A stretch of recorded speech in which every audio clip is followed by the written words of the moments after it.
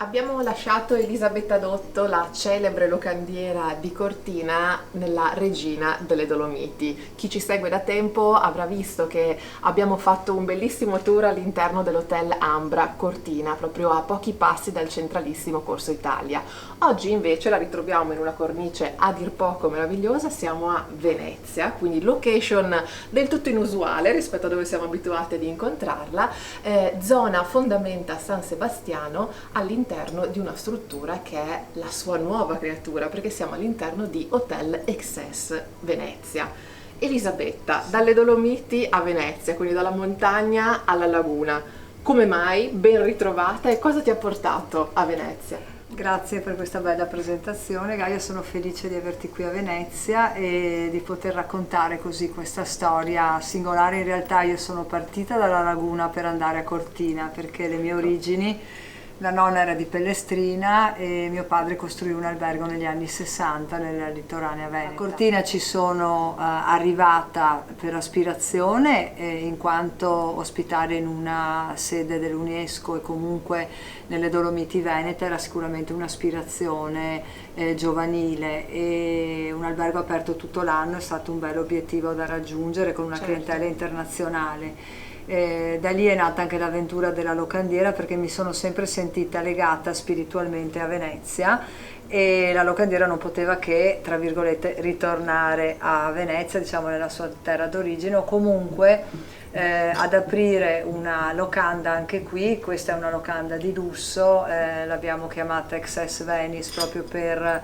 l'ho inventata Excess Venice proprio per ospitare clientela internazionale, un po' alla moda, un po' capricciosa, come quella che viene a Cortina. Certo, che volesse togliersi qualche sì, sfizio in più esatto, a Venezia. E il momento storico è anche molto sinergico tra la montagna e Venezia, sia per i grandi eventi sportivi, ma anche perché Cortina idealmente è legata da questo fil rouge, o meglio fil rosa, che non è altro che l'Enrossadira, che può rispecchiarsi sul Palazzo Ducale di Venezia. Ci sono dei colori dei tramonti qui a Venezia molto molto simili a Cortina. Il Veneto è una terra dove montagna, laghi, città d'arte si intrecciano e giocano un prodotto esclusivissimo, di qualità, turistico per gli stranieri del mondo. E questo mi ha portato a voler integrare due prodotti che sono appunto dei boutique hotel, Sì. che sono un po' in linea come posizionamento strategico, per dare a chi arriva alla prima porta in Italia dall'estero, da molto lontano, che è Venezia,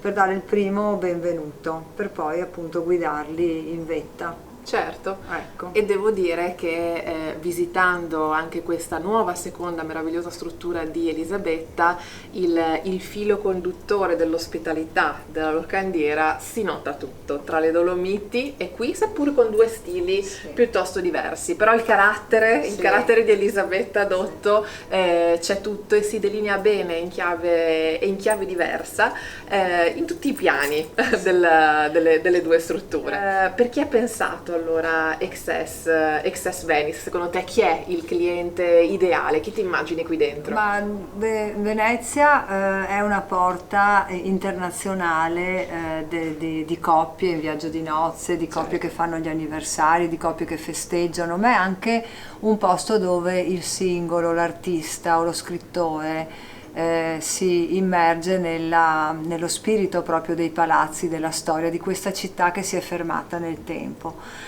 E quindi Excess Venezia si propone alla clientela contemporanea, che è molto fluida. C'è la coppia, ma c'è anche molta singolitudine, intesa nel senso positivo del termine, dove c'è il viaggiatore solo, la viaggiatrice solitaria, e quindi ecco le lady room, le gentleman suite, oppure le stanze comunicanti per la governante e il grande ambasciatore. Chiaramente a Venezia il pubblico non è sportivo come quello di Cortina. Sia a Cortina ho studiato un format che andasse bene ai ciclisti, agli scalatori, con le vasche idromassaggio, con delle facilities nelle stanze che pensate per chi fa molto sport. Qui a Venezia ho pensato a chi vuole ristorarsi dopo grandi passeggiate, dopo visite alla Biennale, ai musei, ai palazzi, per i canali, per le calli, e quindi le stanze diventano delle spa private, ecco Sì. perché l'insegna private spa, delle coccole eccessive anche. Per un albergo piccolo in fondo, perché questi sono 16 stanze, un palazzo borghese del 400 trasformato in albergo, ma che ha stanze importanti in termini di metri quadri, no? Cortina invece è più una culla, una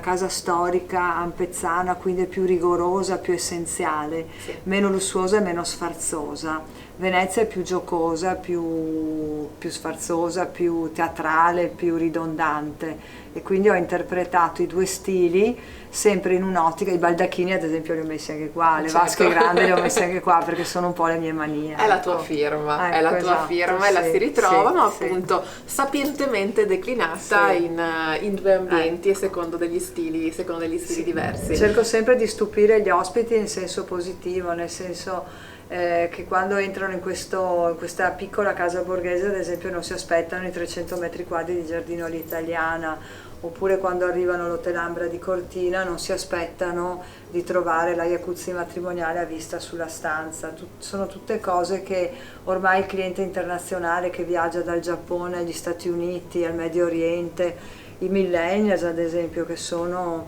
capricciosissimi, anche super Certo. eruditi e colti, si aspettano qualcosa di diverso, e quindi in questo senso ho voluto fare tanta ricerca nell'ospitalità, che non prescinde comunque mai dalle risorse umane, su cui sto investendo molto. Appunto hai parlato del giardino, io l'ho chiamato subito il giardino segreto perché Sì. non ci si aspetta, passeggiando Certo. per le fondamenta e varcando la soglia, di vedere poi questa meraviglia che siamo certi tra l'altro animerà Certo. le serate e le Certo, notti veneziane. certo. Siamo tra l'altro in pieno periodo Sì. Festival del Cinema, qui in hotel c'è già un bel movimento, un bel fermento, quindi Sì. insomma la location Sì, si presta anche a mantenere quella nota particolarmente Sì. glamour. Ma l'albergo è glamour, è comunque frequentato da gente giovane, brillante, gente festaiola, quindi c'è sempre H24, un gran movimento, anzi il portiere di notte da noi è un grande affare, sia quando rientrano che quando partono.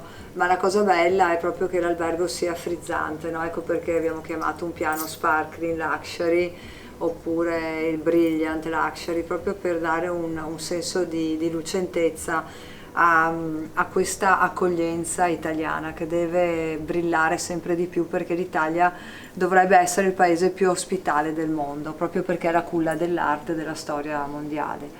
E ho stupito un po' i giardinieri quando ho messo due baldacchini in giardino, ma cosa servono due baldacchini? Non siamo al mare, mi hanno detto non siamo al Lido, però quando si torna da queste passeggiate estenuanti veneziane non c'è niente di meglio che di stendersi a leggersi un libro, quindi nella parte finale del giardino abbiamo studiato una zona relax, ma lo abbiamo proprio adibito ad eventi, perché Ex Veni si propone di essere nella realtà veneziana un riferimento per 3-4 feste all'anno importanti, con un concept studiato, ragionato, Certo. a cui sto lavorando, per diventare un po' l'albergo della locandiera, dove si fa festa e dove ci si ritrova, e dove magari diverse culture, diverse realtà, diverse intelligenze possono confrontarsi e perché no incontrarsi, visto che è un mondo di soli, no? Certo, Oggi. Ecco, certo.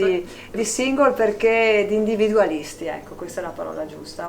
Allora, bentornata, Grazie. bentornata nella tua Grazie, laguna, grazie, bentornata grazie. a Venezia. Noi facciamo un cin cin, visto che è praticamente l'ora del tè, in realtà con un buon tè. Sì. Questa volta niente bollicine per Sì. noi, ma le troverete in camera al vostro arrivo se soggiornerete. Sì. E intanto ci fermiamo qui a Venezia.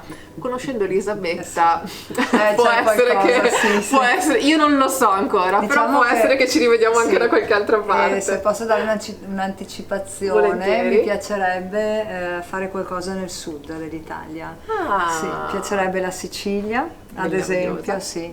o la Calabria o il Salento o la Campania, insomma andare un po' giù al caldo, perché lì sarebbe bello tenere aperto tutto l'anno, Certo. perché il clima lo consente. Il clima lo consente. E potrei andare un po' controcorrente anche lì, come ho fatto tanti anni fa a Cortina. Il clima lo consente, Ecco. dal Veneto con aeroporti si Sì, raggiunge esatto. tranquillamente anche sull'Italia, quindi vedete non lo sapevo ma avevo intuito che del fermento c'era, e allora a questo punto alla prossima. Grazie Elisabetta Dotto. Grazie Gaia, grazie.